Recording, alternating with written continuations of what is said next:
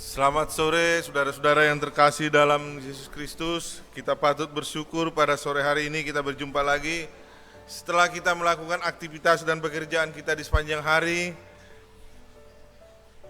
dan Tuhan telah menyertai memberkati kita di dalam aktivitas kita, pekerjaan kita, sehingga kita pulang ke rumah dengan tidak kurang suatu apapun untuk kita dapat bersama-sama mempelajari dari sekolah sahabat kita, yaitu yang dari sekolah sahabat kita dengan judul Perjanjian di Sinai.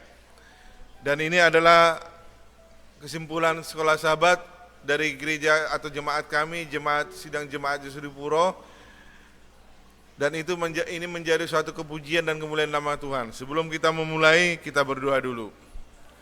Bapa di surga, kami patut bersyukur dan berterima kasih karena kasih dan penyertaan Tuhan kepada kami di sepanjang hari kerja kami. Sampai tiba pada malam hari ini Tuhan, di sore hari ini Tuhan mengiring-iring kami, menyertai, melindungi kami, dan kami bertemu dengan keluarga kami di dalam suatu kesukaan untuk selalu memuji dan memuliakan nama-Mu. Bapa di surga, kami akan mempelajari sebagian dari firman-Mu Bapa. Kiranya kasih Tuhan mengurapi kami melalui Roh Kudus-Mu supaya kami dapat mengerti arti pelajaran ini bagi kehidupan dan kerohanian kami. Berkati acara ini dari awal sampai akhir Bapa. Di dalam nama Yesus kami berdoa dan mengucap syukur. Haleluya. Amin. Pelajaran kita pada satu minggu ini berjudul adalah Perjanjian di Sinai. Dan saya mengambil suatu kesimpulan, yaitu di hari Senin tanggal 10 Mei contoh keselamatan.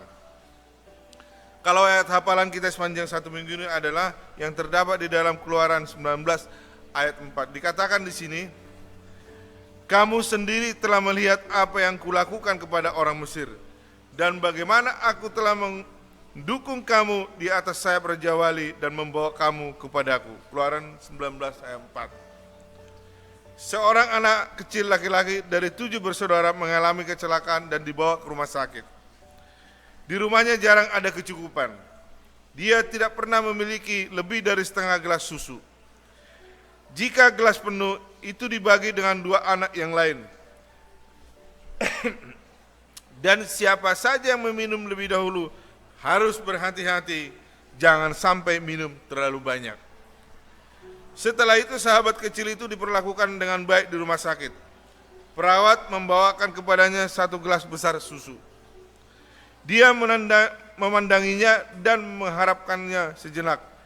Dan kemudian mengingat keadaan di rumahnya sendiri, dia bertanya, berapa banyak yang saya akan minum? Sang perawat dengan manis, dengan mata yang bersinar dan sesuatu yang bertahan di tenggorokannya berkata, minumlah semaunya, nak, minumlah semuanya. Begitu juga dengan kita, sama seperti anak laki-laki itu, adalah kesempatan istimewa bangsa Israel untuk minum sepuasnya dari sumur keselamatan.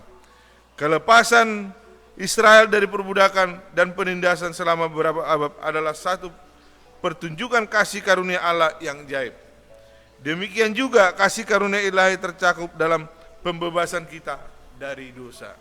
Jadi saudara-saudara yang terkasih di dalam Yesus Kristus, pada saat bangsa Israel keluar dari perbudakan dari negara Mesir atau dari kerajaan Mesir, mereka di dalam perjalanan mengalami suatu hambatan atau mengalami suatu peristiwa-peristiwa, dan tibalah pada saat itu di sekitar pegunungan Sinai, dan itu adalah perjanjian di Sinai, di mana 10 perjanjian atau 10 hukum Allah turun kepada bangsa itu melalui hambanya, yaitu Nabi Musa.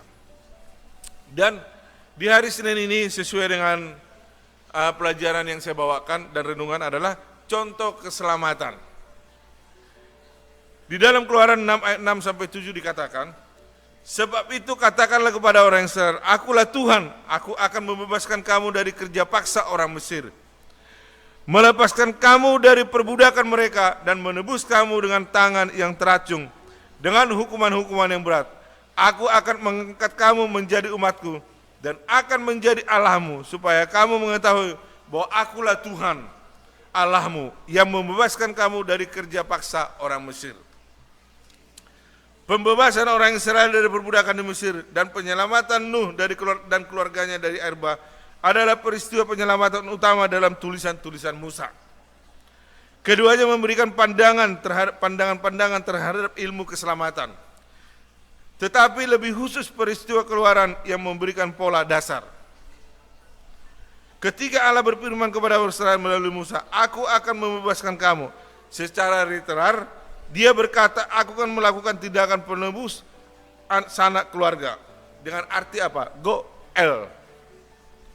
Kata menebus dalam ayat 6 merujuk pada suatu keluarga yang membeli kembali atau menebus anggota keluarga yang lain, terutama ketiga anggota keluarga itu menjadi budak karena utang atau akan menjadi budak. Tampaknya orang Israel tidak memiliki sanak keluarga di bumi untuk menebusnya, tetapi Allah sekarang adalah sanak keluarga Israel menebus keluarganya.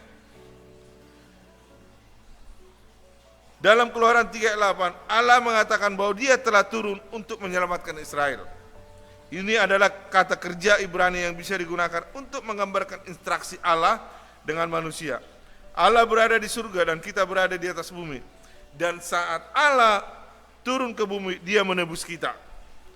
Dalam pengertian yang benar dari ide ini ialah hanya ketika Yesus turun, hidup, menderita dan mati, dan dibangkitkan untuk kita, maka kita ditebus. Dan firman itu telah menjadi manusia dan diam di antara kita. Yohanes 1:14 adalah cara yang lain untuk mengatakan bahwa Allah turun untuk menyelamatkan kita. Jadi saudara-saudara yang terkasih dalam Tuhan, contoh keselamatan ini adalah suatu gambaran bagaimana penyelamatan Allah kepada bangsa Israel. Dan juga gambaran ini adalah contoh keselamatan yang Yesus berikan kepada apa? Kepada kita sebagai umat-umat tebusan. Sama seperti ungkapan Ibrani Goel dalam Keluaran 6:6 mengungkapkan Kristus sebagai penebus Israel. Ada 4 istilah bahasa Yunani Perjanjian Baru yang berkembang tentang bagaimana Kristus adalah sanak penebus kita. Ada 4 kata berbeda yang digunakan untuk menunjukkan penebusan dalam bahasa Yunani Perjanjian Baru, yaitu agrosido, exagorsido, lutro, dan apolutorisis. Kalau kita artikan ini masing-masing saudara-saudara, kata pertama untuk penebusan agrosido adalah memberitahu bahwa Yesus Kristus datang ke bumi untuk menemukan kita dalam kebobrokan kita dan secara pribadi memeriksa perbudakan kita kepada setan. Terus yang kedua, penebus axogrosido menyatakan bahwa Yesus datang tidak hanya untuk memeriksa kondisi kita, tetapi untuk secara permanen menyingkirkan kita dari kuasa setan. Dan yang ketiga, lutro, memberitahu kita bahwa Yesus begitu berdedikasi untuk membebaskan kita dari kekuasaan setan, sehingga Dia rela membayar harga tebusan itu dari darahnya sendiri. Yang keempat, yaitu apa? Penebusan apolotrosis, memberitahu kita bahwa selain membebaskan kita secara permanen dari cengkraman setan, Yesus mengembalikan kita kepada posisi anak-anak Allah. Sekarang kita sepenuhnya dipulihkan dan menjadi ahli waris bersama dengan Yesus Kristus sendiri. Jadi di dalam hal ini saudara-saudara yang terkasih dalam Yesus Kristus, contoh keselamatan ini yang diberikan oleh Allah kepada bangsa Israel pada saat mereka keluar dari tanah perbudakan, yaitu dari tanah Mesir, sehingga itu juga diberikan Yesus Kristus kepada kita pada saat kita keluar dari perbudakan dosa untuk menuju Kristus sebagai juru selamat kita. Apakah saudara-saudara mau menerima itu? Apakah saudara-saudara mau, saudara-saudara yang terkasih dalam Yesus Kristus mau menerima Yesus sebagai juru selamatnya dan menjadikan Tuhan sebagai nahkoda di dalam rumah tangga kita? Itu semua tergantung saudara dan saya. Dan kiranya Tuhan memberkati saudara dan saya di sepanjang malam ini. Amin. Mari kita berdoa. Ya Tuhan Allah kami yang bertahta di dalam kerajaan surga, kami telah mempelajari sebagian dari firman-Mu Bapa. Kiranya Tuhan memberkati pelajaran menjadi pelajaran yang terindah dalam kehidupan kami. Kami akan beristirahat di tempat tidur kami di sepanjang malam ini.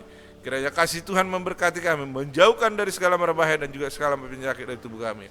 Hanya kepada-Mu Tuhan kami serahkan jiwa dan raga kami sepanjang malam ini. Sampai kami besok bangun pagi dengan tidak kurang satu apapun, untuk kami dapat bersuka cita, memuji dan memuliakan nama-Mu. Inilah doa dan pengharapan kami, mohon ampun segala dosa pelanggaran kami. Di dalam nama Yesus kami berdoa dan mengucap syukur. Amin.